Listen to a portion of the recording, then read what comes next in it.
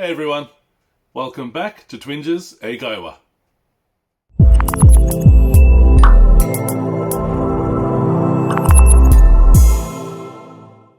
はい、皆さん、こんにちは。Twinges 英会話です。Welcome back。今日のワンポイントレッスンは Cure vs Heal。Cure という日本語を治す、あれは病気の話。病気を治す。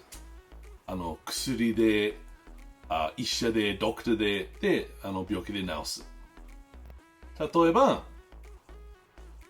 The medicine cured his illness. その薬は彼の病気を治した。でもう一つ。Chicken soup can cure a cold. チキンスープで風邪が治る。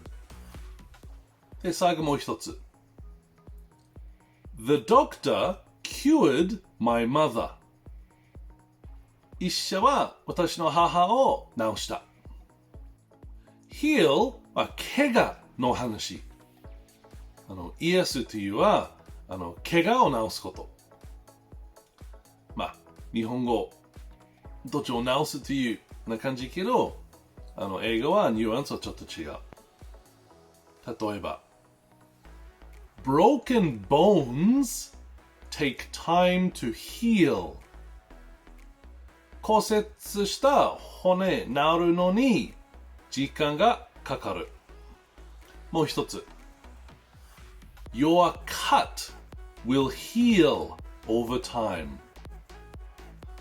その切り傷は治るまでが時間かかります。で、最後、もう一つ。Put a bandage on it. It will heal faster. それに、絆創膏つけて、治るが早くなります。はい、皆さん、もう一回。Cure、病気の話、治る。で、heal、それは、怪我の話。はい、皆さん、勉強しましたか？よかった。で、みんなからコメント待ってます。下でコメントください。で、いつも見るありがとう皆さん。Thank you for watching. And see you in the next one. Bye bye.